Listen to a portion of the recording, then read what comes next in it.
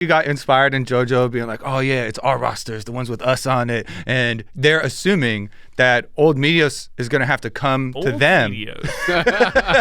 Old as in the past. No. Young Meteos. Yeah, we don't say young or past. We say old. Okay, yeah, so good. They're assuming. Meteos from ancient times. Yeah, dinosaurs walked the earth.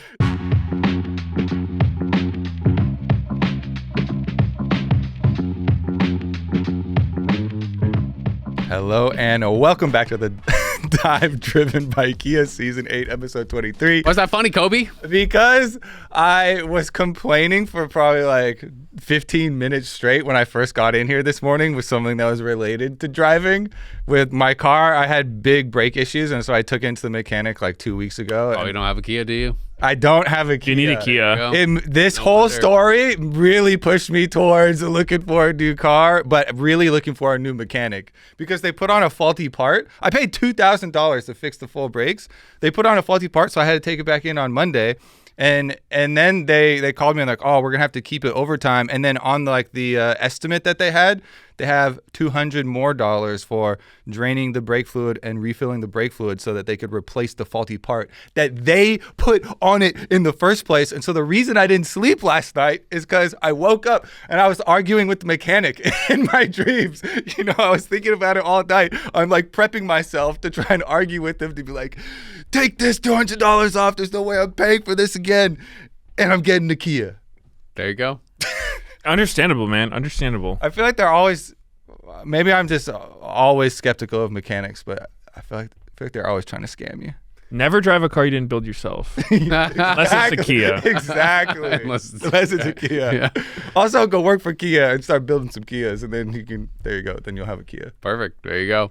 The International Olympic Committee officially, I think, voted to create an Olympics Esports Games. That came out, I don't know. You don't sound very confident about this. Something like that. So something happened.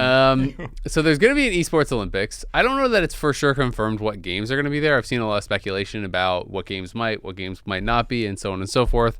But there's a lot of assumption, at least. I've seen a lot of people talking like there's going to be an Esports League of Legends. So this is a topic that, you know, people have talked about a lot over the years. You know, having an Olympics for league, what would it look like? What would the teams be? So I thought it'd be kind of fun to talk about, you know, what maybe Team Canada would be, what maybe Team America would be. So for Canada, the 5 I've come up with, and I think it looks pretty good, is Licorice, Tomio, Jojo Pien, Masu, and Vulcan.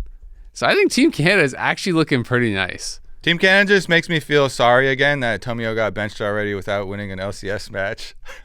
I feel. But now he's gonna win the Esports Olympics. They didn't pick him Rengar. Yeah, I still feel bad for him, but like with Boogie they did like, even though they didn't win the game, it's still looking good.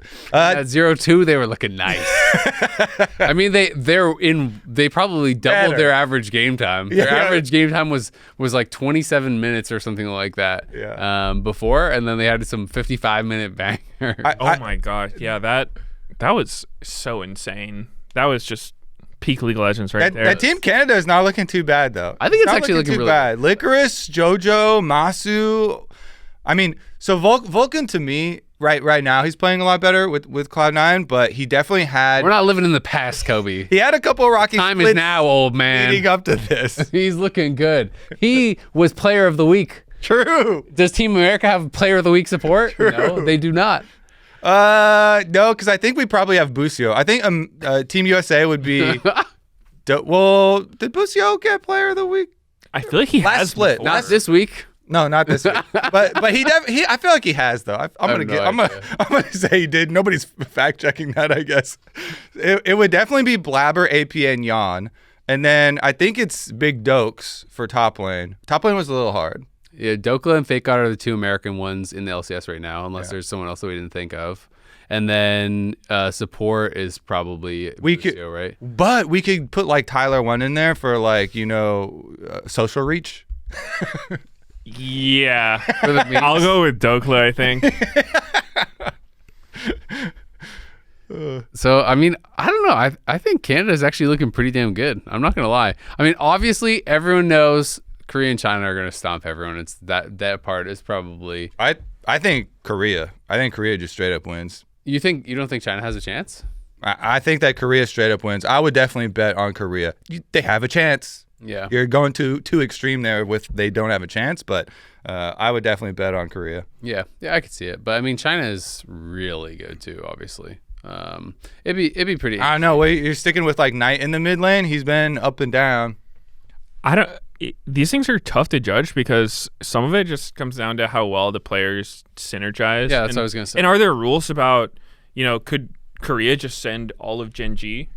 Or is it, you can't have too many people from the same team? I'm sure you can send whoever you want. I'm sure it would be just like, as long as they're all the same nationality, you just send who you want, right? And that would be, if you wanted to be super tryhard, that would be the best option. Why wouldn't you be super tryhard? You just send the best team in the world. Well, because Faker is going to be on the team. True. Let's be honest, right? Like, if there's an Esports Olympics, Korea is going to want Faker on the team. Yeah, but he's probably going to be like a sub, like in the other thing, they're going to play Chovy instead, right? Maybe, yeah. I don't know. I mean, I just think I would be surprised if they just straight up sent Gen G. But like if it's like you must win this or your country is destroyed, then they're sending Gen G. Well, I wonder if it would be similar to the Asian Games where the winning team would get exempt from military service, because that would be a pretty big incentive for players. Yeah. And I wonder if it would change the discussion. Would they send players that were already exempt? Because if they want to win, you probably go most of Gen G, if not all of it.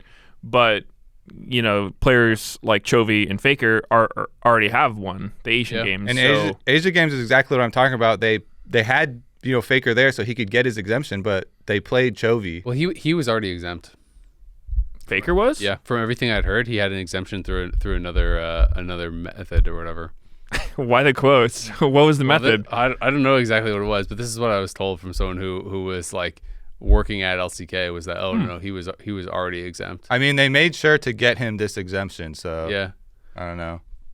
Either way, I mean, I think you would want to win, right? Like, I guess it depends who's making these decisions. I don't know how that part of it even works, right? If it's like USA basketball, there's like a whole organization, and then they appoint a head coach, and they have people that are choosing the roster, right? So I would assume that it would work similarly for this. Obviously, there's not some like giant organization behind like Korea Olympics League of Legends. Not yet.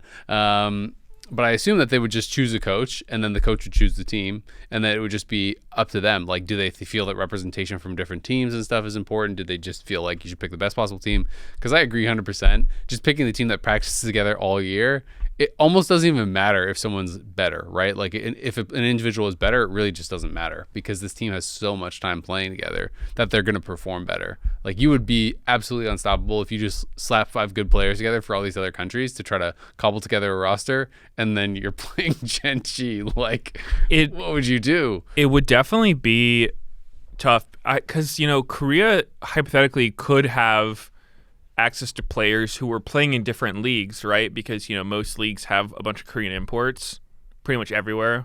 China, Europe, North America, but you still probably would just go with Gen G if you want to win. Yeah. But it does wonder, it's brilliant. How many of the LPL teams to tear all our teams apart, so we can't have a full 5? Yeah, I mean, how many LPL teams are full China versus having Korean imports? I don't really know. I haven't kept up with LPL too much. It's not very many, because there was a big deal with when BLG, was full China, and like Knight moving around, and Knight being like the Chinese mid laner to be the one that actually was accomplishing a lot. So I don't know. I think Korea's gonna win.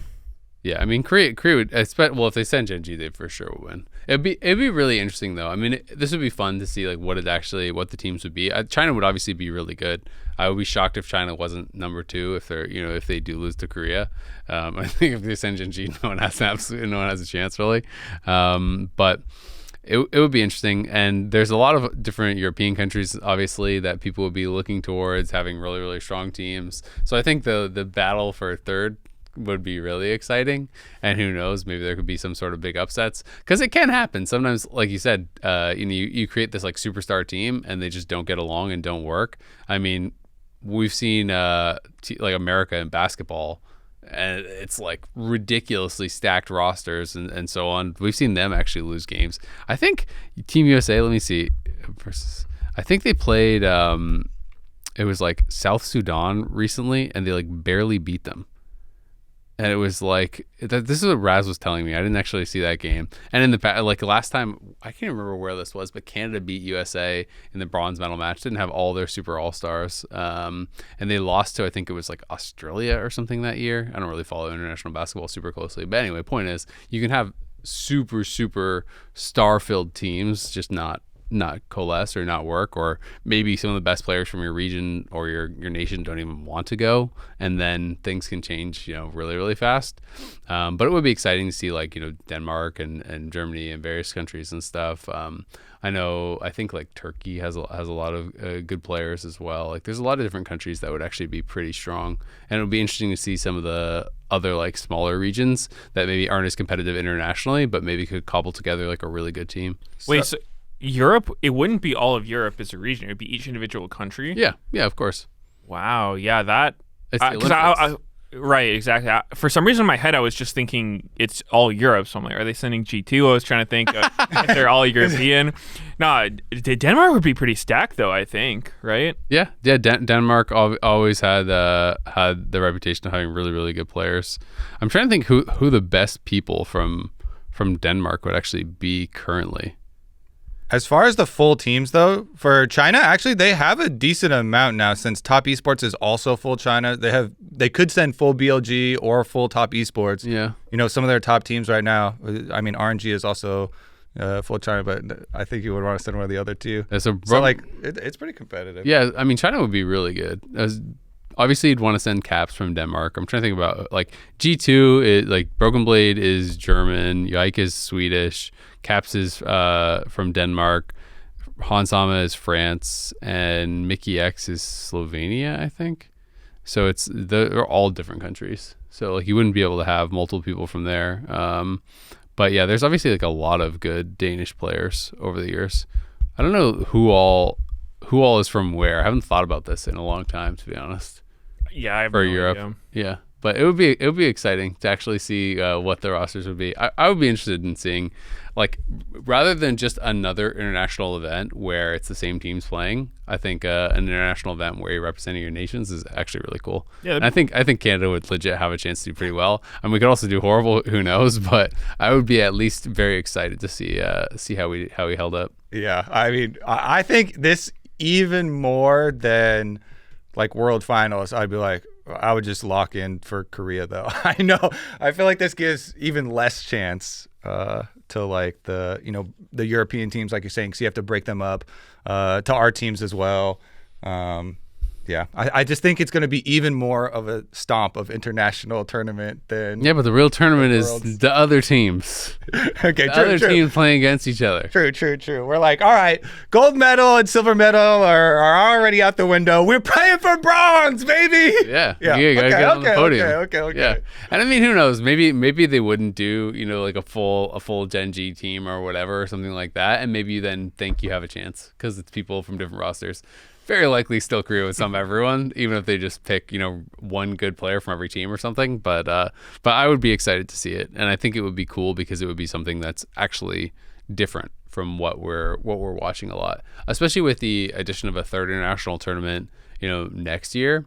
And then obviously like there's the EWC going on and stuff. I don't feel like we need just another international tournament of the same teams, right? So I think that this would be kind of cool.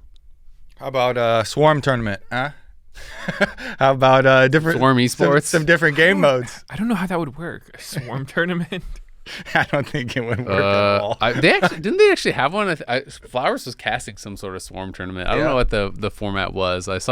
I've watched only a couple. It probably is one of those things where they put restrictions on you. You know, you have to do this champion or this build, or you're not allowed to do X number of things because otherwise the game is just too. I mean, I guess you can just see how far you could go. Well, it's not too easy if you start with no power ups. That's what I'm saying. Right? You have to put the restrictions. I think you'd have to cap the power ups for sure because I played a lot of Swarm now since it's been out, and I'm almost fully upgraded. Even anima power. Nice humble brag. Thank you. No, I'm actually I'm one champion away from beating it with like extreme Aatrox with everyone. Yeah. And then I load into the game last night, and my game just crashed wouldn't let me in. What's the one champ? Riven. Oh, really? Yeah. I mean, I haven't played it that much. Because Riven's really good. Yeah, she is. She kind of has Riven's trouble just on the boss worst. fights though. Yeah, exactly. Because like when you're hitting a bunch of mobs, you get like infinite shield. Yeah. But as soon as you're fighting just Aatrox, he just one shots you. So Plus, I just think that I don't know. Like, I just feel like she's just like a worse version of like Leona and Briar and stuff. I've played a lot of Swarm as well. It's fun. Really? I thought Riven was so good. She's really fun, but at least as far as I've never seen anyone actually do good damage on Riven and be tanky. But I don't know. Like compared to like sometimes you'll see Leonas and stuff do like Giga Dam. They're doing a lot of damage and they seem really tanky. But Riven's really fun when you get all the speed power ups and you're just zooming around the whole map. Perma shielded, knock everything up over and over. Yeah. But it never it feels really fun, but it doesn't feel, I guess, powerful to me compared to the other similar style champions. But what was your build you're going with it then? I've tried a lot of different builds. I don't know. I've played a lot of Swarm. Yeah. Like I was playing a little bit last night. Like I can solo extreme Aatrox and stuff like that on not on every champion, but on most of them. I don't have all the power ups like all the anima. I don't know. I think I'm 30 anima power or something. So I played a lot, but it definitely seems like just like high single target damage champions are like way better for bosses, because once you get into the like extreme or whatever, the only thing that's a challenge at all I feel like is the boss, and it's just like how fast can you kill the boss. If you play like Jinx, you can kill extreme Aatrox if you do your build right in like 20 seconds. So I always take the Uwu blaster Yep. for single target for Riven. I was like, and that feels like it pretty much solves all of my single target, and then I'm just cruising around. I only They have like 5 million health though. I feel like it's not enough. I only beat Extreme Aatrox on Xayah so far though.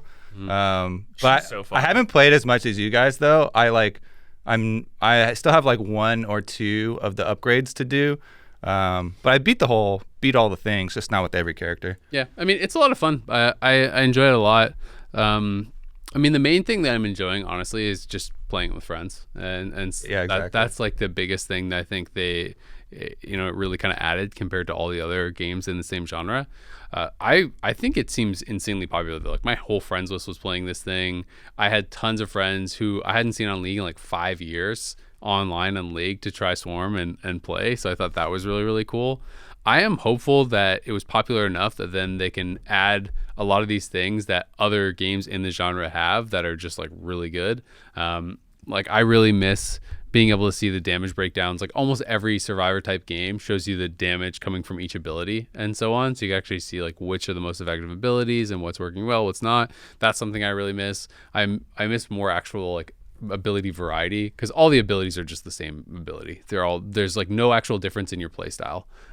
There's difference in playstyle I think between champions, which is cool, but I do wish that more of the actual like power-ups or abilities or whatever they're called change the way that you play.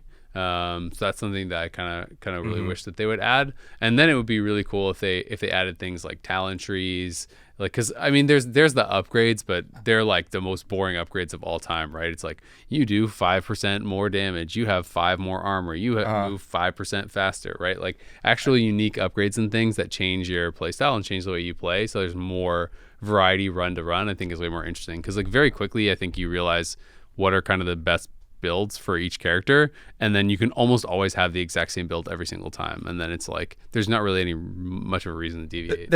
I feel like there's some differences. Like a lot of them are very similar, like the projectile clearing stuff, but the ones that really were game changers for me, and I was trying to get like every game, is the Uwu blaster and the frost shield that blocks damage and stuns everybody. It doesn't change the way you play. Yeah, it doesn't really change that lets much. you not get one shot. That much of it. Yeah, Frost shield is so insane. Yeah, those two. I was like, if I just get those two, I literally win like everything. Yeah. Because your blaster just takes care of your single target, and then you also have like the only immunities, I guess, in the game besides abilities and stuff.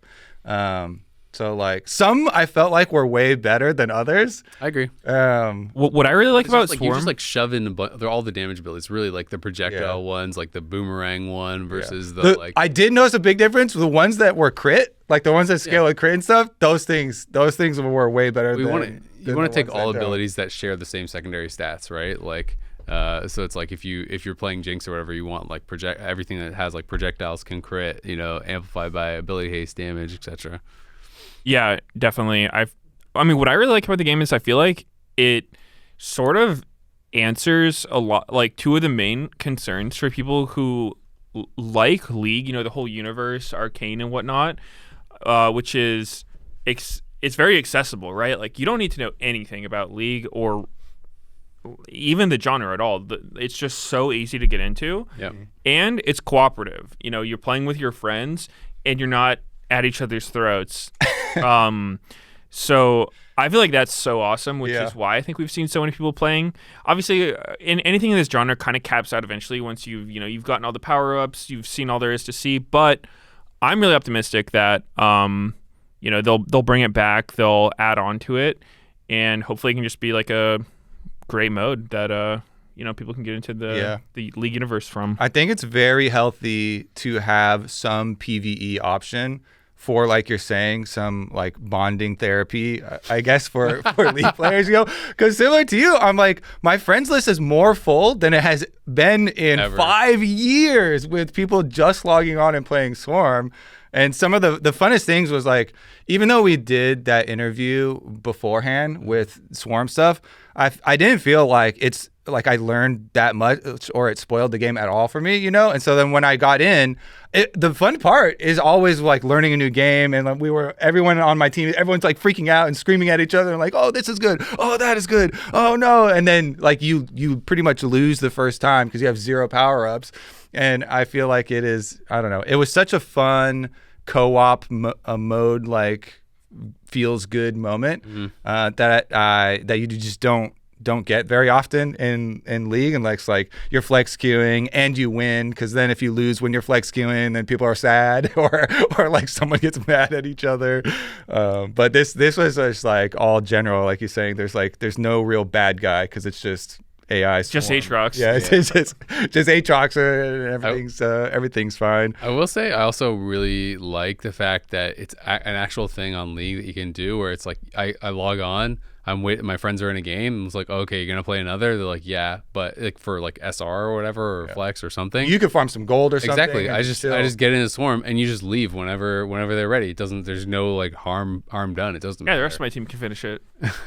I just keep by myself. So yeah. Okay. Well, that was one thing though, because like right when it first came out, I played with the same group, and like we went through the whole like normal mode or 1-star or whatever pretty quickly, and then our other friends got on, and some of the other ones got off, and so then we were like, we're gonna mix and like play with a fresh friend. I felt bad because our fresh friend, 0 power-ups, is sitting there like doesn't know what's going on, also doesn't have any of the power-ups, and so it was kind of hard to like bridge. But then we kind of like slingshot them ahead, farm them up gold quick and stuff like that. Yeah. But it is kind of hard to like if you're extreme already, and then now you have a friend that logs on, and Azael is maximum anima power, full upgrades on everything, and you're playing with a 0 person. I just go to an easier stage. That's mostly what I did, because I had a lot of that where friends were getting on, and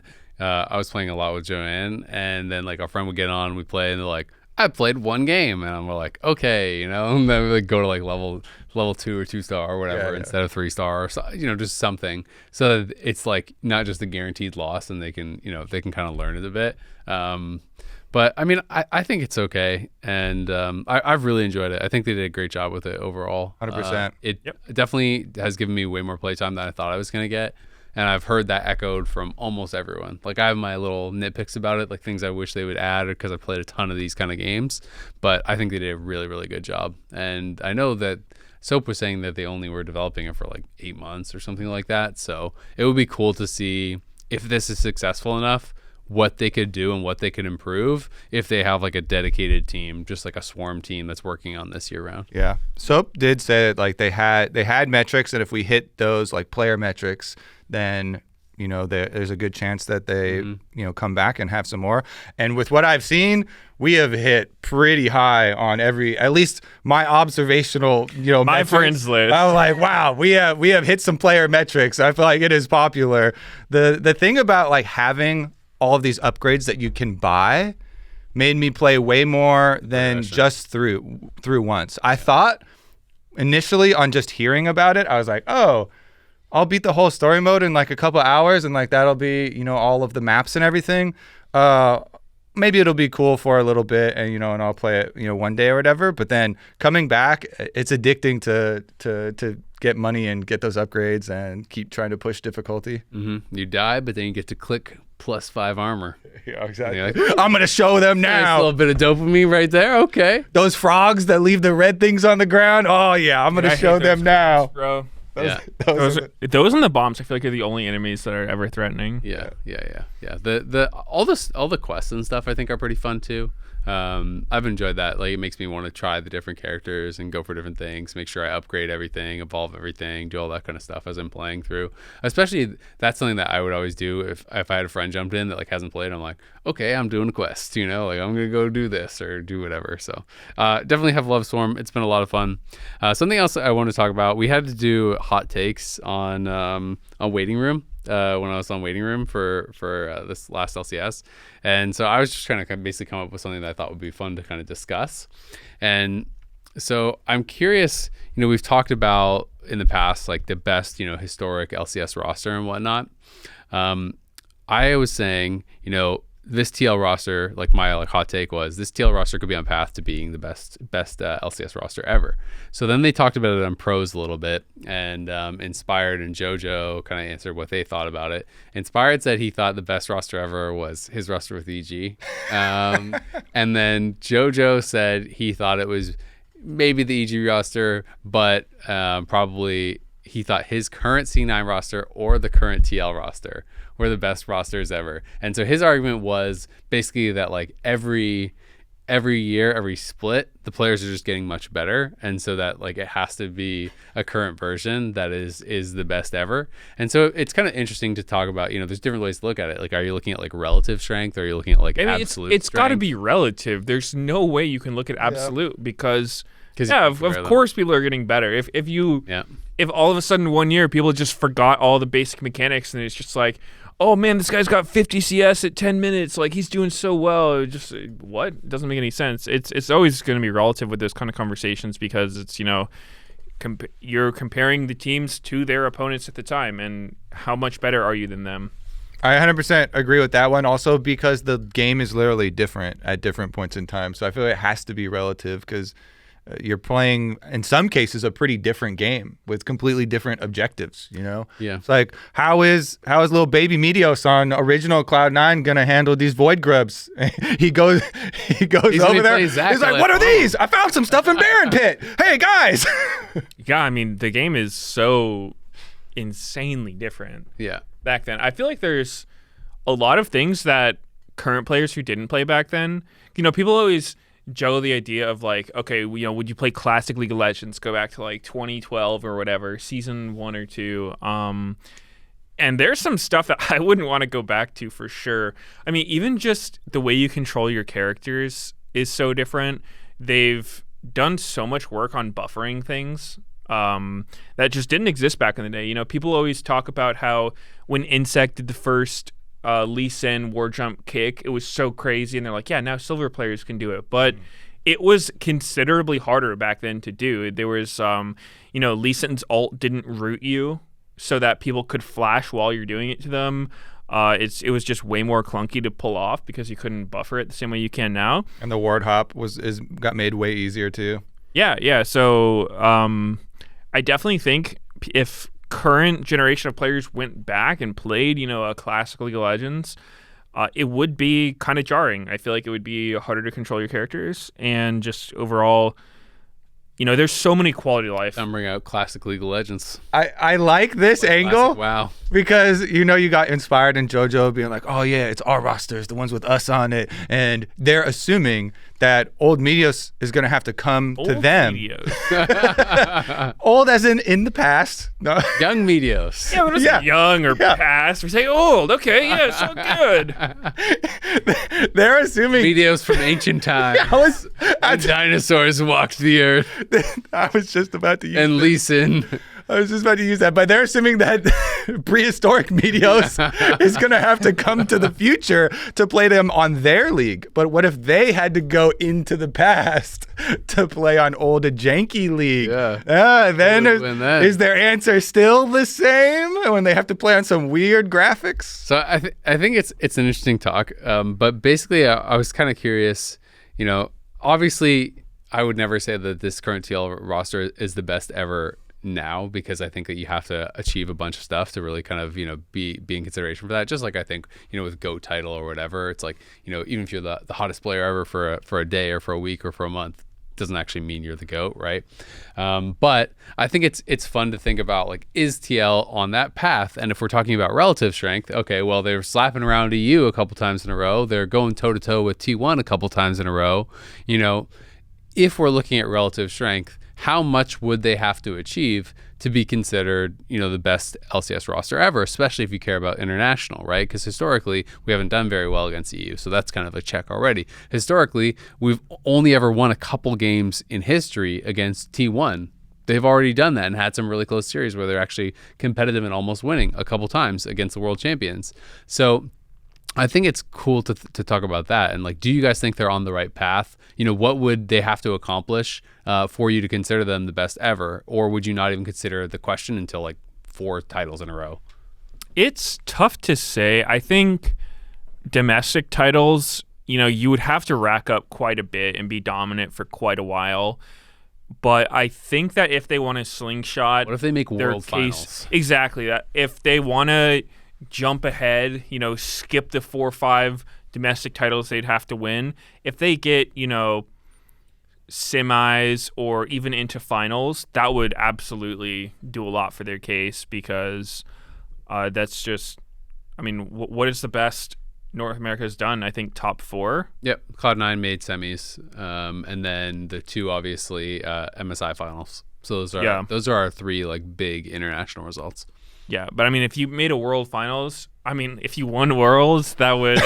If you won worlds, you're the greatest LCS team ever, instantly. Yeah, but yeah. like, if you beat an LPL or an LCK team and make it to semis, like, how much does that do? If you make it to semis and you beat like a 3rd seed LCK, you don't beat a Gen G or whatever, but you beat like a 3rd seed LCK or a 2nd seed LCK or whatever, and you make it to finals, like, are you the greatest ever instantly then? I think the answer for me is pretty simple, and they are already on the right path of doing well in their games, because there's 2 things that I kind of am looking at.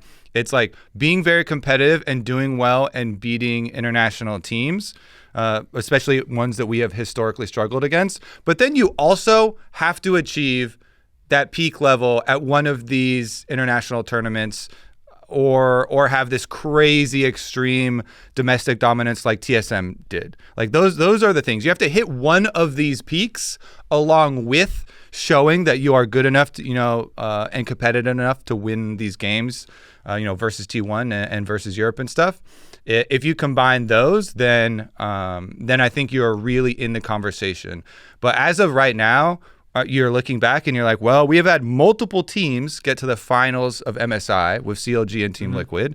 We have had teams, get to quarters for Worlds, and we have had organizations that semis. With TSM that has dominated domestic for extremely long. Yeah, semis. And Team Liquid that won 4 back-to-back. So you have to pass each of those teams or one of those teams in one of these, like, just achievement areas, plus have the, like, eyeball test of it. People are already looking at TL and being like, wow, they are really good, right? So if you combine those 2 of eyeball tests plus the achievement, then I think you're in there. How much is being competitive with T1 and back-to-back series worth? It's only worth the eyeball.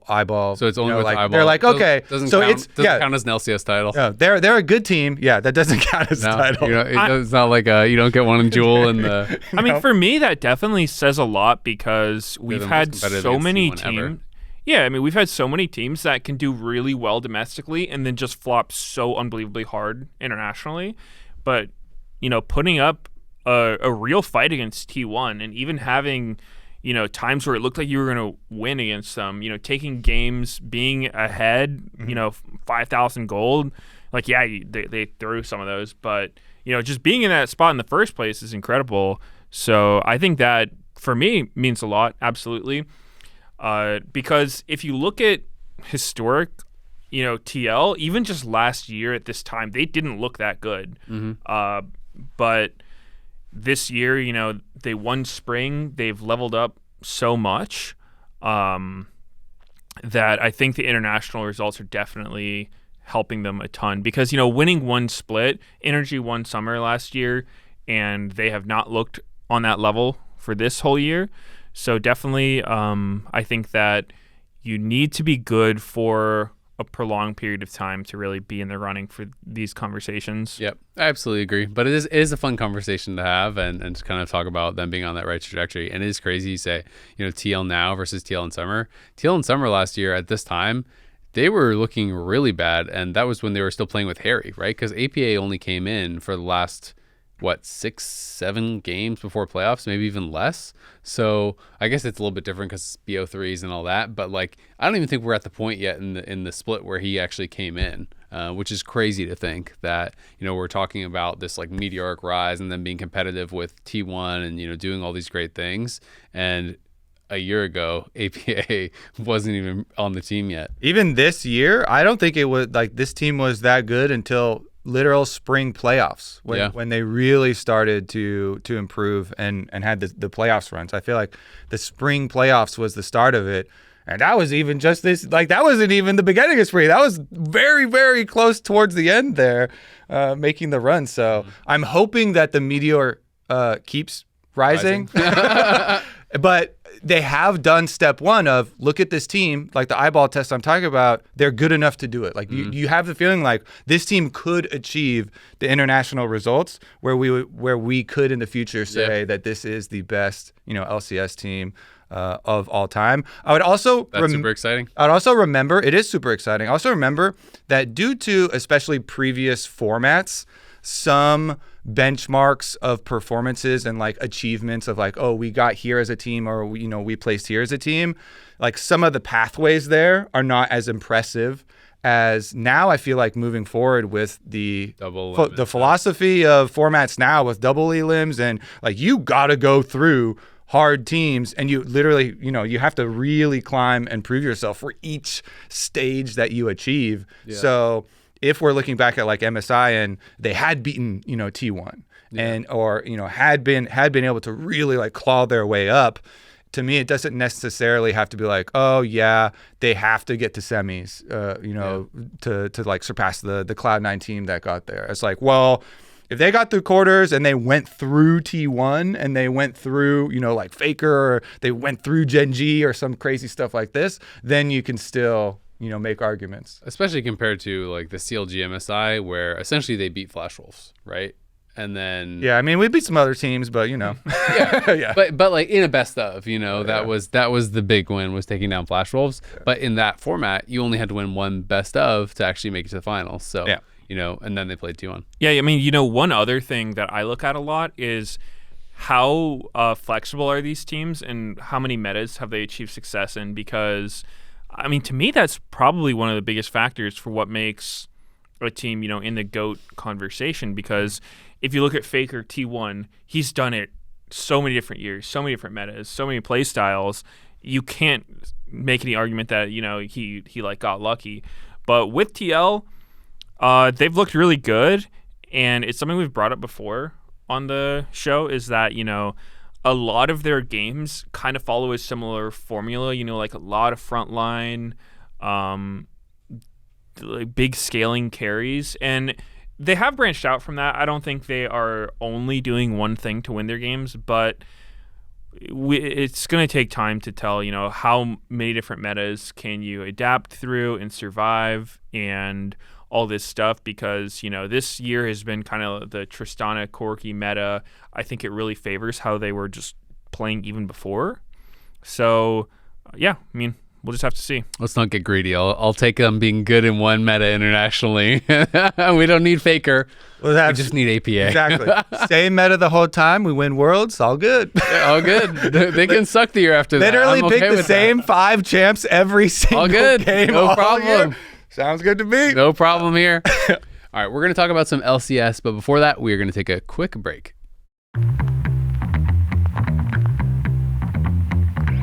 Hello? Bro, what are you parking? Seriously, what is that? Remote smart parking assist.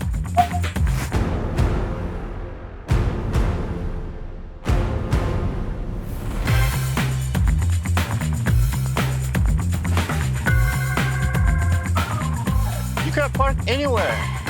They could have parked there, they could have parked there, they could have parked there.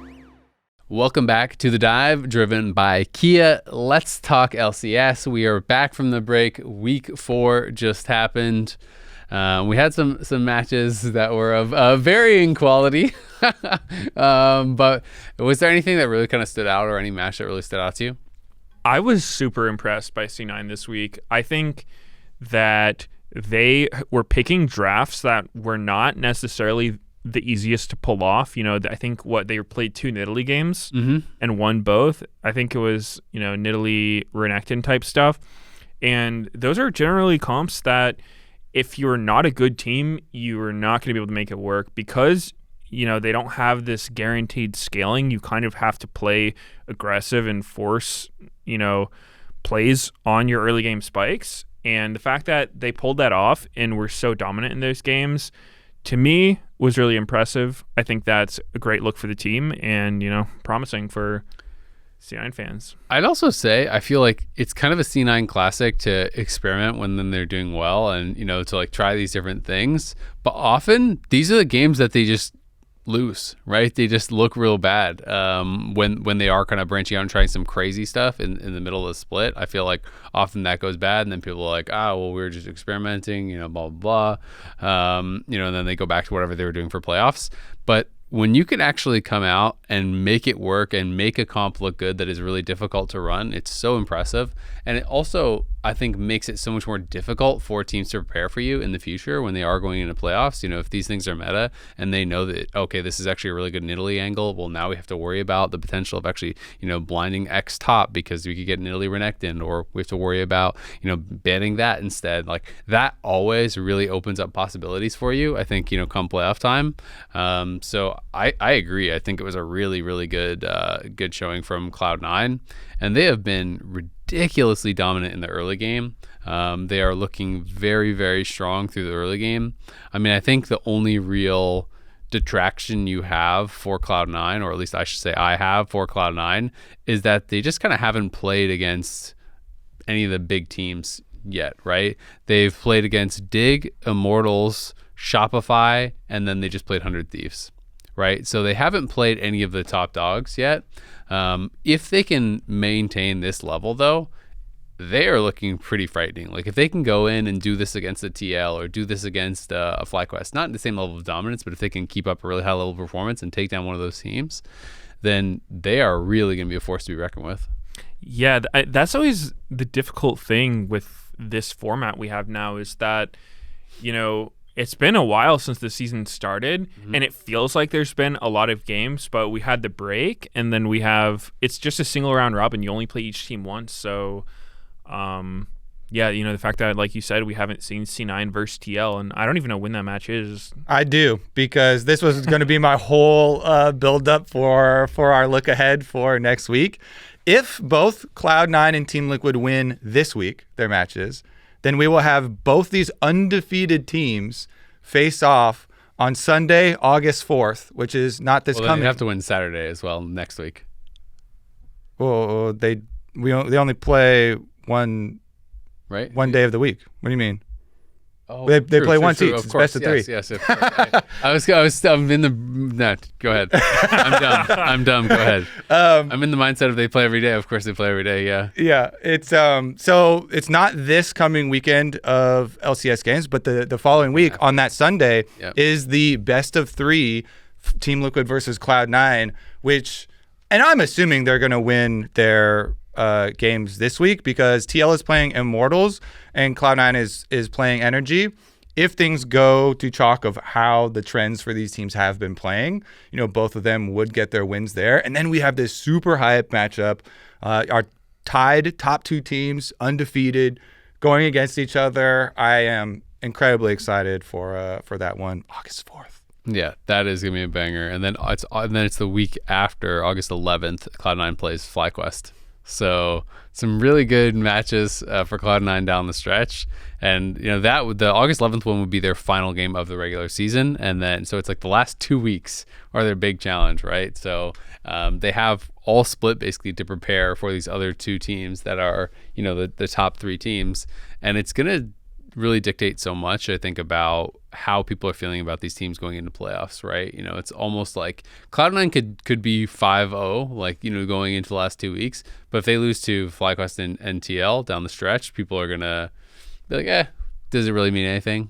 So it's going to be a lot of looking forward to those super, super important matches. And I would say Team Liquid versus Dignitas, their series that they just had this past weekend, there were definitely some moments where you're like, they are definitely not looking invincible.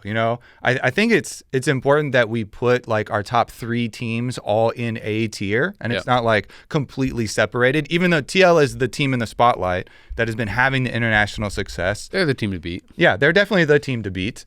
It is very much a competition with them and Cloud9 and FlyQuest as well. So all of those matchups, incredibly excited for. And I really liked that Dignitas was able to take a game off of TL. The Dignitas and I feel like 100 Thieves, even though 100 Thieves wasn't able to take a game off of Cloud9, are really the tier pushing that upper tier right now, and being able to take a game, showing that full team fight comp where they're like, all right, we're slamming Ivern and Braum again with some extra AD carries, and we are going to have a good team fight. Whatever happens in the early game, they were down to run it back basically with just a couple of small tweaks, and then they didn't completely int in the beginning of the game and have people dying literally every lane on the map. Top lane die on their dive, bottom lane with the double kill for impact and the counter dive, and then mid lane solo bolo. I was like, holy, this game is over so early. It was literally 5 minutes into the game and all three lanes had died in game so early. It's like, it's very rare to get cross map aces and stuff like that, especially like that early on into the game. But Dignitas, they're a whole bunch of veterans. They were able to keep their mental strong and dedicate themselves to yes, we just will not make these mistakes. We can do a very similar draft. And then they had a really strong team fight. They punished Team Liquid. And, they were able to punish Umpty with the double banning of Sejuani Maokai, to your earlier point, Meteos, about, sticking to similar strategies. Even sometimes if I want to give credit and I'm like, well, they definitely can play other stuff. If you haven't just been doing it, then sometimes you're a bit rusty with it, or you may not, may have some unforeseen errors come up. But they definitely they were able to catch Umpty's Viego a decent amount, and it's pretty hard to play Viego into Braum Ivern comps with them being so tanky, with Poppy and as well, trying to team fight that, and have Poppy and all this type of stuff. So I thought that I was very proud of Dignitas for coming back after the break and really being able to push them, because of how much they were talking about getting absolutely monster slammed in scrims, and other teams even thinking it might be a waste of time scrimming them.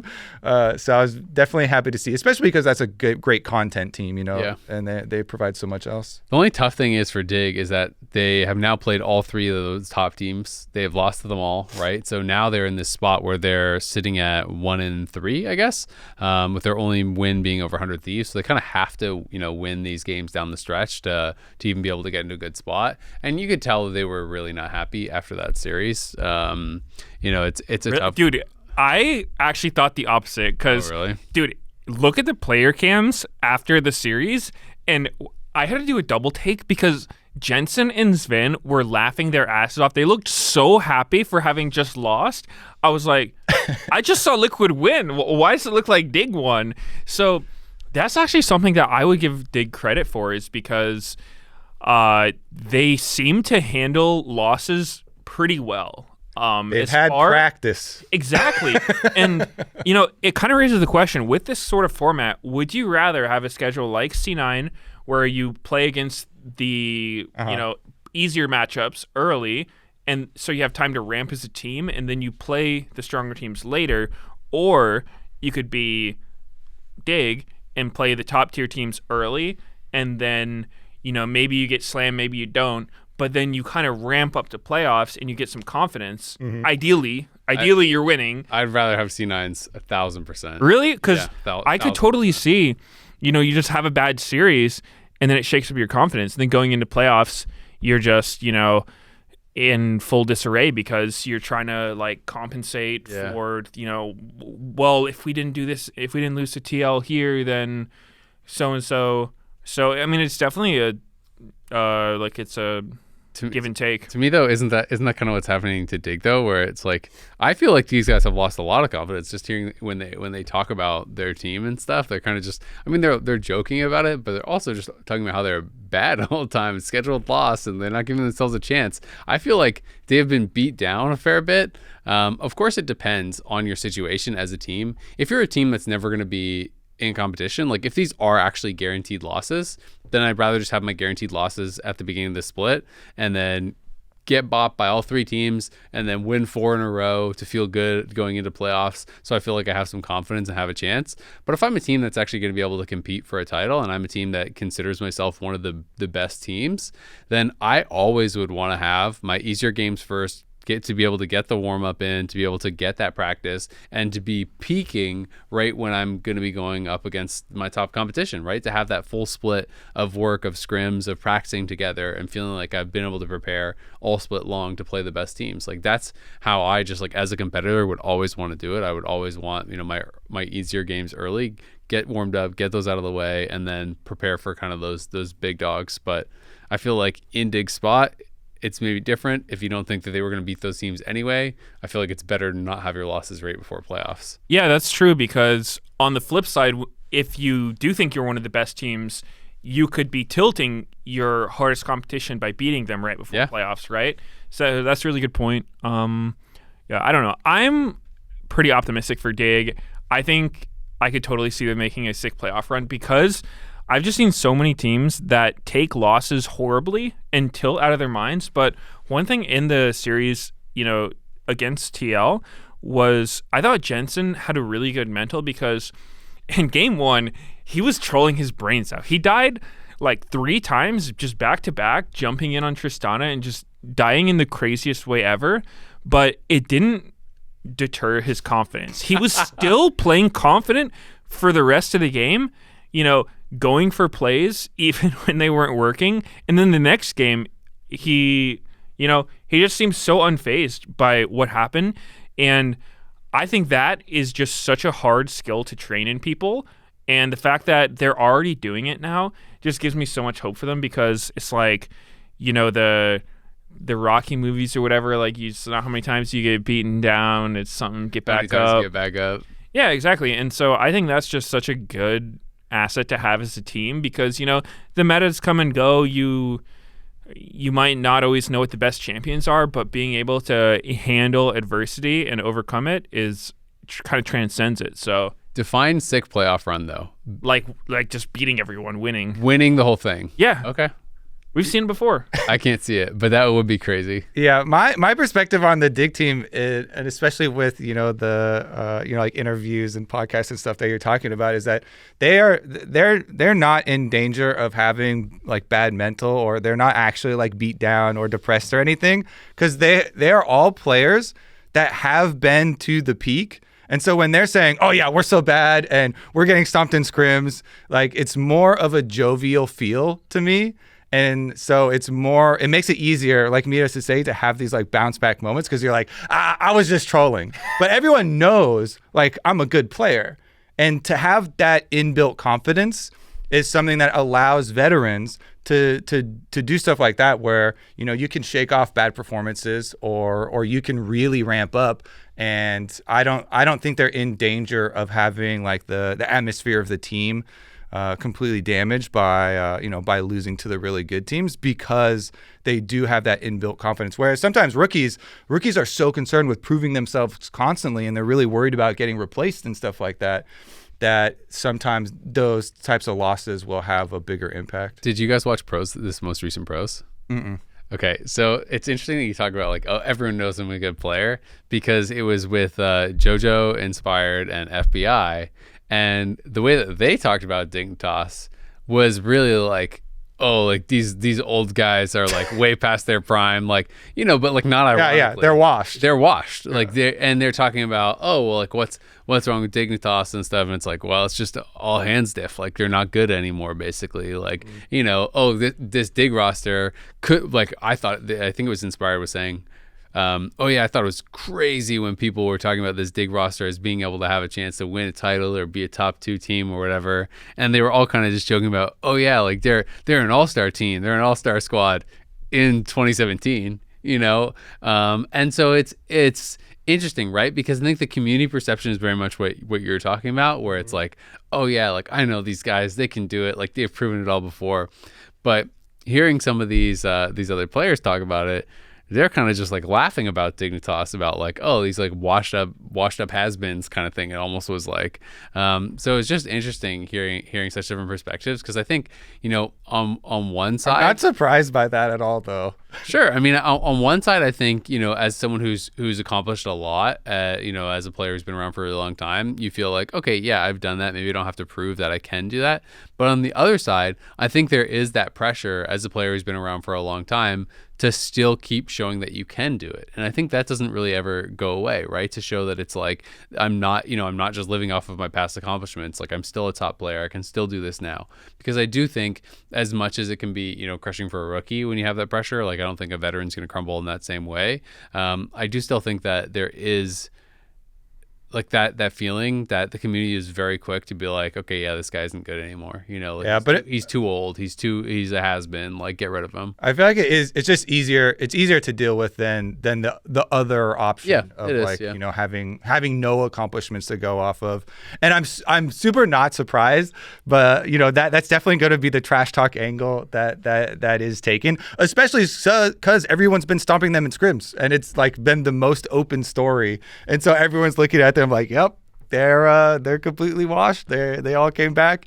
But I feel like that's gotta hurt your pride though, as a player. Like, but it's a better way for me, I would think, to deal with it. Yeah. To do this comical, jovial way. Because way better, totally. Well, because what is your other option? Your other option is just to be depressed and be like, yeah, we're horrible and we have no chance, and then completely spiral. No. I think this is definitely the better. No, I'm not saying they're handling it poorly or that they shouldn't be happy or joking around. I'm totally not saying that. I'm just saying that, like, that's the best way to handle it.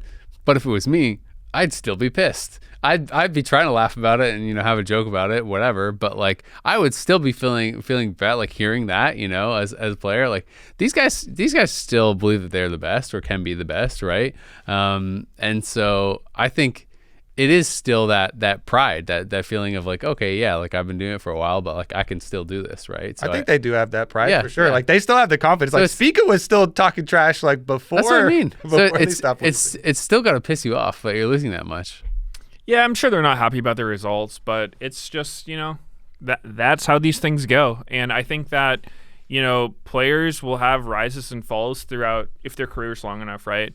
And I think that the community will always kind of look at things in a like somewhat negative light when it comes to players. You know, if you haven't won anything yet, they say, oh, you know, you're never going to win anything. If you have won something and then you don't win again, they say, oh, you've peaked. It's all down from here. So there's always going to be a negative spin to, like, some narrative people can make about you as a player, regardless of really anything you've done. I know that's something that happened to me as a player because, you know, Cloud9 initially, we were so good, and then just over time, other teams caught up, and there were lots of people saying, like, oh, yeah, you know, you're washed, past your prime, whatever it is. And then, you know, there's just peaks and valleys. You know, you have good years, good games, bad games. And what helped me was look at Faker. He is just hands down the best player, and there's still tons of people that like shit on him, right? And so it's like, if people are going to say that kind of stuff about Faker, they'll say it about literally anyone, and it does not matter what you do. Yep. So you just ignore it. It means nothing because you can literally say it about any single person. So that's, for me, kind of helped me just to like see through it and not really be phased at it by all. It's like, people are going to call me washed all the time. And it's like, sure, dude. Like, you can think what you want. That's I'll just keep playing. one of the most impressive things about Faker to me is that he did have long stretches of those valleys that you're talking about and was still able to come back and win another world championship. Yep, it is really crazy, and that's why I'm always so impressed by longevity, right? When you can succeed in any sport for a really long time, to stay at the top is just so hard, especially something that is just constantly changing like League, right? It's really, really impressive. But it's gonna be exciting to see how Dig can do these last couple of weeks, because now there's quite a bit of pressure on them. They basically have to be able to beat these last couple teams, right? Like they have to win these final games. They're more like expected wins, I guess. But they're teams that are all around them in the standings, and like all of a sudden, Shopify is looking better with Boogie and so on, right? So like they beat 100 Thieves, so they have to play Energy, Immortals, and Shopify. Those are their final three, right? And you only have one win. So if you take a loss, all of a sudden it could be like Shopify is tied with you. All of a sudden, you could be not going into playoffs, right? There is actually a lot of pressure on these final couple games because only 2 teams missed playoffs, but they're tied with Immortals right now, right? It only takes 1 bad series, 2 bad series, and you could be out of playoffs. I have a sneaking suspicion that there will be less laughing if they lose to Shopify this weekend. Yeah. It is definitely harder to laugh those types of losses off than it is to, laugh off the quote-unquote scheduled losses of the super top teams. How did you guys feel about the Shopify changes then? Obviously, they brought in Boogie. They were much longer games. They were definitely more competitive because they had been getting absolutely blown out of the water by everyone prior to this weekend. The beginning of the first game, I was like, wow, they look so like they have so much more direction. I'm not 100% sure if there wasn't some level of my own confirmation bias, though, because that's what I was looking for in coming in this weekend with Shopify, because that was their stated goal and that was going to be their big stated change. But it was very clearly like Boogie was directing and was having success on the map pretty early on in their very first game. Then the story just gets completely taken over by how crazy long back and forth those games got and how many Elder Dragons and late game objective trades and back and forth seesaw it kind of turned into. But I did at least see some inklings of hope towards the the beginning of the games. Yeah, I think they definitely looked better. Not a high bar, obviously, because of how low they were. But I do think it's still concerning for them. I think they still haven't really proven that they're not the last place team because they are. Because they are. They're still down there. They are, and I'm just not really sure who they're going to beat because this week it felt like whenever they were in a situation where they could have something good happen, they just found a way to fumble it, which it could be the roster swap. I think Boogie is obviously more experienced than Tomio, and it could be good for the direction of the team, but I don't know, that these really long games where it felt like their decision making wasn't quite there. I don't know. If you have that decision making against a stronger team who's going to pressure you more, I don't think it's really going to work out. Talk about things that would boom me mentally. Dying, not getting the getting the Elder Dragon, losing the fight, still losing the game at the very end. And then the one where Contracts Karthus is able to get it while dead. Oh my God. There were so many Elder Dragons, so many Barons given over for very, oh my God. I can't even dissect that game down to a couple of decisions because a few moments later there would be other decisions that would be made super late game that would nullify them and be like that one doesn't matter. So they have Dig this weekend on Saturday, then they have FlyQuest and 100 Thieves, I believe, are their last one. So basically it has to be this one or 100 Thieves, you're kind of thinking is maybe where you could get your win if you're going to get a win. If they want to get into playoffs, they likely have to win 2, if not 3 of those. So they are definitely in a tough spot already to be able to even have a chance of making playoffs, even though 6 of 8 teams do. So this is a very important game for them, but also a super, super important game for Dig. Because if Dig loses this, playoffs gets really scary all of a sudden for them. So it's actually getting down to it where it's some really, really important matches coming up this weekend, and really all the games now are starting to get really, really important until teams start getting eliminated, I guess. Yep. FlyQuest also is going to be playing 100 Thieves. FlyQuest this weekend played against Immortals, so they've had a couple of like easier ones. Really, their big one that's still left on the schedule is Cloud9. But kind of how you feeling about how FlyQuest has been looking? Because I've been pretty impressed with Quad. I feel like the team seems to be getting better and better over the weeks. Yeah, I'm always a little worried when there are player changes in the middle of the year, but it has been gradual improvement, steady improvement since they got him in. And I have confidence in them versus Immortals for sure. So leading up towards the end of these end of season games here, where we're gonna have like them play Cloud9 and Team Liquid play Cloud9 and stuff, I don't see any real big upsets on the horizon, especially since now we are best of threes. But I'm kind of hoping that we do have them. I don't know about you guys, but I'm actually find myself pretty much always rooting for the underdogs here, especially in our best of series. So I'm still really hoping that we have a surprise from 100 Thieves, from Immortals, from I guess Dignitas doesn't have to play any of the top teams anymore, like we already went over. So like their surprise will kind of have to come in playoffs if they're able to eventually take one of them down. But yeah, I'm constantly rooting for the underdogs here towards the end of the split. Yeah. I mean, I think it's fun to see those upsets and see the variance, and that is something that you kind of lose without BO1, right? Is that almost all, I would say, series have gone to chalk for the most part throughout the split. There have been very, very few upsets. I guess depending on what you kind of consider an upset, but like teams around each other in standings, I'm never really going to call that an upset. The other team that we kind of have to talk about a little bit is Energy. They did 2-0 Shopify, but I almost lost confidence in them watching them 2-0 Shopify. They just still have so many problems, and it's just so sad more than anything else watching this team, because I know how good they can be, and we got to see this incredibly high at Worlds with them beating G2.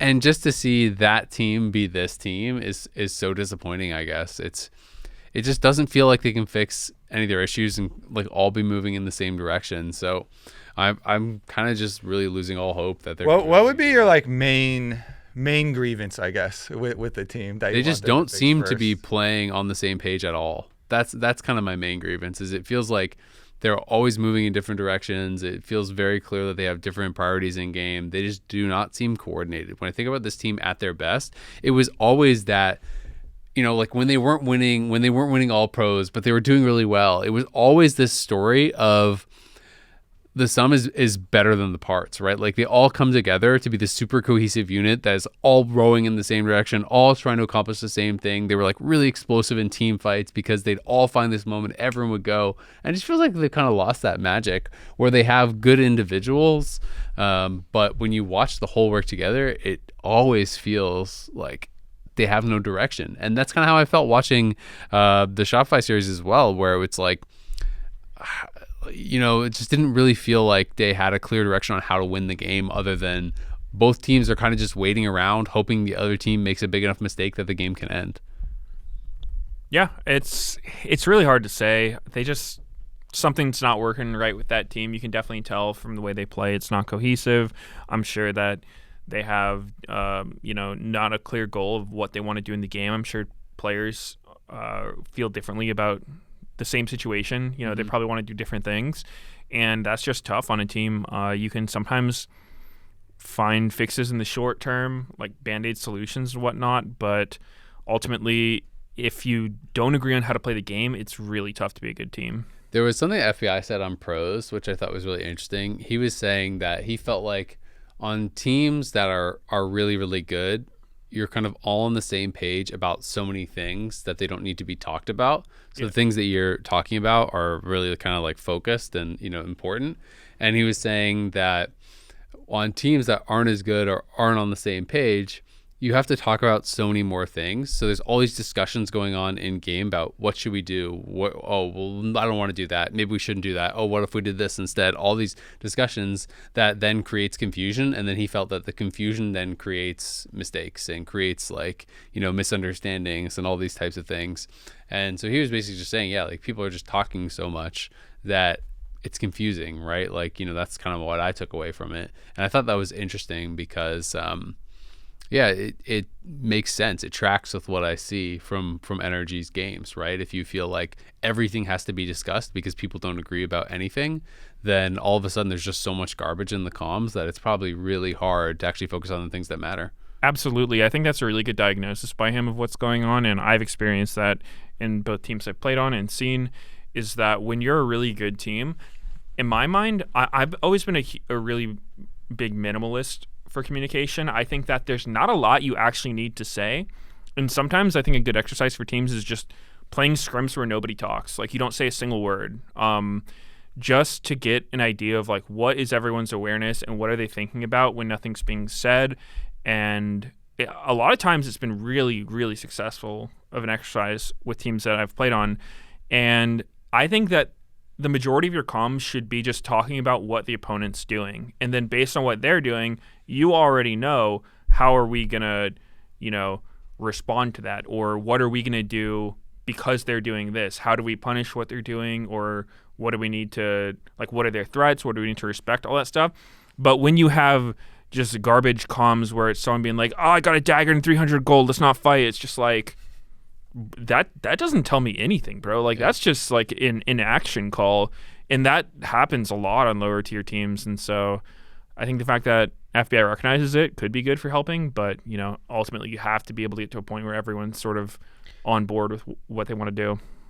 So if we remember back to when Cloud9 were memeing a lot about how Energy, were their kryptonite, and Energy got this big upset versus them, and then Energy won last year in summer. Remember that they also, previous to winning and upsetting them, it was a big upset because they had also lost the last time that they had played, right? They had just gotten like 3-0'd last time that they had played them. Do you guys have the feeling still that this team can pull out those crazy upsets? So do you have the feeling of volatility that has really been associated with this team for a long stretch? I would say even probably like for 2 years almost, this team has had this like volatility, can blue shell anyone, but also can lose to anyone. They're always memeing about like losing to Immortals all the time, but then, beating Cloud9. Do you have that feeling still, or No. or do you think that they don't have the ability now to pull out those surprise wins? Because ironically, they actually 2-0'd Immortals, which they were like, oh my God, we finally were able to beat Immortals. But was beating them at the cost of losing their highs? They beat Immortals in Shopify, but yeah, no. Both like those were 2-0s, but those were like, that's not what I think of when I think of a 2-0. They were both series that even on each game looked like they were in a position where they could lose at any moment.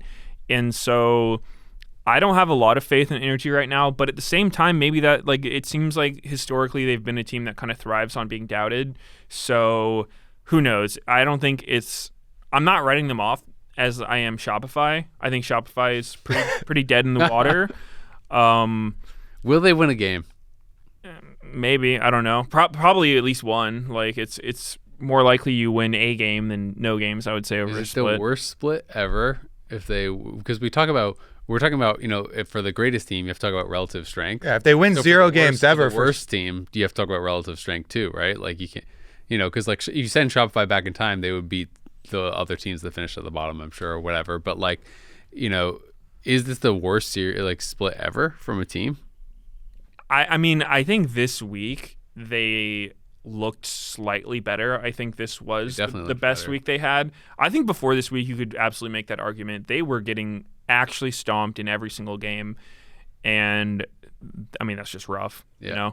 It's one thing to, have games that go wrong. Maybe some early game fight doesn't go your way and things kind of slip out of control. Yeah. But when it's like, everything you go for fails hard, everything they go for works way too well, then, that's just kind of like you're probably outclassed. So let's tier out the teams, right? Because everyone agrees, okay, it's the big three at the top. So it's TL, FlyQuest, and C9.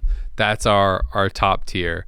Would you I would separate? put Dignitas Immortal or 100 Thieves. Dignitas, 100 Thieves, and maybe I'm not sure. I guess Energy beat Immortals. They're still above Immortals. So I would put it kind of like. So you would say Shopify is their own tier. Shopify. I So it's agree with Shopify you. tier. Yeah, So They're the only team. So it's C9, Fly, TL. We have Shopify in their own tier at the bottom, and you're saying there's a tier in the middle that's everyone else, or is there anyone that you would separate out? From maybe Dignitas is Dignitas above that tier? I mean, I Slightly. would just say like what you're saying, top tier TL, C9, Fly. Then below that you have Dig 100 Thieves. Then below that Energy, Immortals, and then Shopify. on their own tier at the bottom. So you think 100 Thieves deserves to be up there? I would say because 100 Thieves has not been very competitive this split either.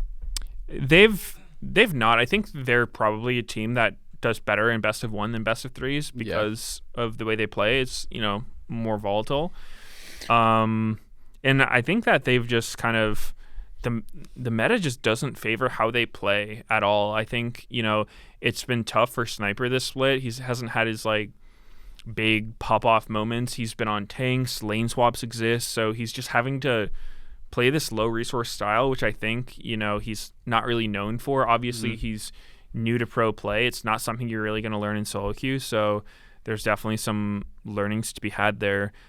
But I put him in the same tier as Dig because I don't think they are as good as the top teams, but I also think they're better than the bottom teams. I think that they're the teams that I think could randomly win against the top teams. I think the ones below them, I would be very shocked. I actually have kind of a diagnosis and suggestion for 100 Thieves too, to be able to correct the downfall that they have been on, I feel like.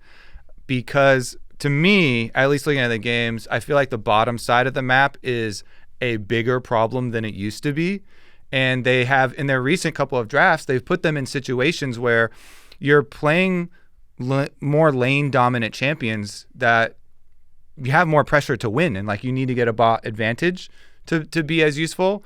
I would go back to putting their bottom lanes on more utility stuff and just kind of assuming that they're not going to get an advantage and not going to win regardless. And so then at least you're on something that is more useful later. Because to me, River, I think River is still amazing. And even in a lot of these games where the rest of the team, like you're saying, either Sniper has had something go wrong early, bottom side is definitely doesn't have any pressure at all to play off of. Quid sometimes is doing really well like he used to, but it's not like the MVP performances that we were having from him. I think he definitely is still reliable, and River can like try and play off him, but even in these games, I oftentimes feel like 100 Thieves is mostly their mid jungle or their mid jungle plus Sniper, because Sniper has still had some games where he's getting solo kills and having some power, but to me it's almost always like top half of the map versus bottom half of the map, and it's this real struggle. I think they could smooth that out by picking like some nice utility, useful stuff for later for bottom side of the map, and then just kind of embracing that style. Like what would you want them to play in bot then? I would say stuff like, they already played a couple games of Ashe. They played a game of I feel like so, and we were talking with Inspired about this. Their Ashe game is like the Ashe in that game is supposed to like have prio early and is supposed to like win the lane, or else like you just have really zero damage later, and then you're just like the ult bot. But it's just like what pick then? If you remember back to like, I think AP like Seraphine bottom is still good and those types of things. I think Senna is really good right now. Senna plus something farming down there for support. There's so many good like farming supports right there. I think those types of champions are still really good right now. I think the Senna priority for sure. Yeah. I mean, it's just tough. I feel like they got absolutely blasted by the meta, and I think they were more of a best of one team than a BO3 team. 100 Thieves, you mean? Yeah. Yeah. I mean, I just think that it's like not only Sniper, but it's like Quid. All his big performances were on like Ari and playmakers and things like this.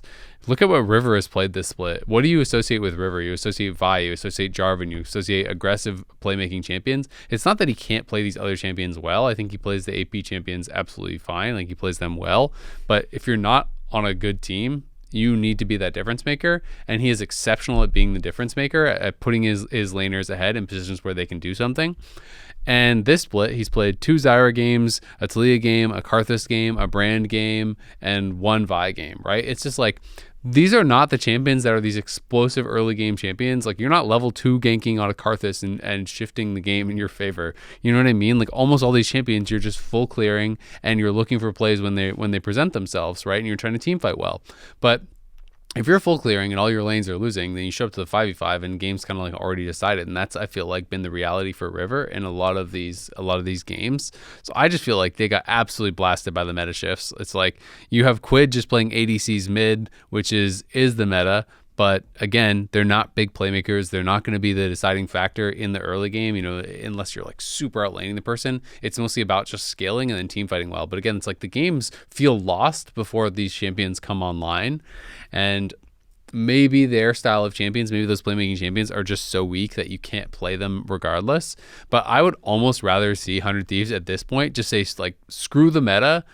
Let's just play what worked for us before. Like, let's play our style of champions. Let's play more aggressive comps. Let's play more playmaking stuff. Let's not play for scaling 5v5, because it just doesn't work for them at all. And I just feel like if they keep doing the same thing, they're going to keep getting the exact same results. They definitely could. Like, the Yone Sejuani combo for mid jungle is very popular right now and very powerful too. So like they definitely could. I would say like his Brand game and his Zyra game, he was doing a whole lot. He's good, but it's just not what the team needs, I feel like.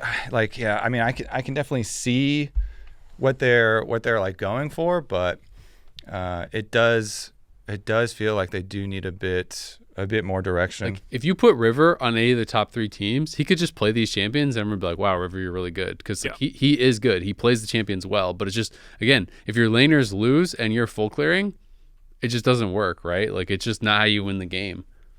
Yeah, absolutely. And that's always been the struggle for jungling on lower tier teams. Yeah.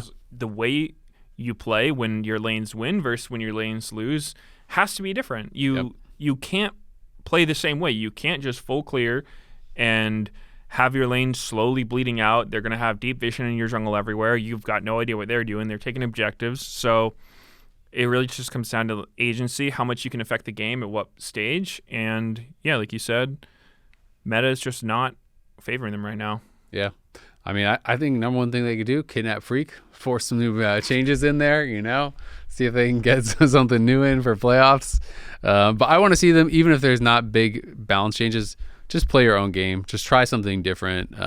Going in these last couple of weeks, it's like they need to mix it up. So at the beginning of the year, they did have they had the one game where Quid was on Yone, and they did the Senna plus the Karthus. And then they had Camille top for Sniper too. Like that type of thing, I'm looking back at their older comps, even though they lost that game to Dignitas, it was a Camille, Karthus, Yone, Senna, Sion game. I'd rather see that. Yeah, and I'm remembering that game now, and they got their early lead, and they were doing a good job like controlling the side lanes and pushing. Was the Licorice one. But then they lost it, and Licorice and Dignitas were able to 2-0 them. Maybe it's something like that then deterred them, and they felt like they had to go the other direction and change what they're doing. And that one game, if it's the game I'm thinking of, was the one where Sniper was pushing bot and tried to kill the tower in Licorice's face, got solo killed, then Licorice TP'd in, they killed them all at the Baron, then the entire game swapped. So if that's that game, then it's like, you can't say that was like a draft thing. That was an execution thing. You just messed up at the end and kind of, fell flat at the finish line. So I would love to see them go back to that. I always would rather see a team, try their own style, try what fits them, and try to force that rather than just like kind of be meta slaves if it's not working for you. But it's going to be really exciting. Week 5 of the LCS is coming up here pretty soon. And we're getting down to pretty much the final little bits of the split. It feels like The little crumbs, the little bits. Goes by very, very fast. But that's going to wrap it up for us here on The Dive, driven by Kia. Thank you all for watching. We appreciate you tuning in every week. And remember, if you're watching us on YouTube, hit that subscribe button so you don't miss an episode of The Dive. Also, you can check us out on Spotify, Apple Podcasts, and all the other podcast platforms. Make sure you send us your questions on Twitter with the hashtag TheDiveLOL. LCS Week 5 starts this Saturday, 1 p.m. Pacific. Cloud9 is going to be taking on NRG. Make sure to tune in. We'll see you soon.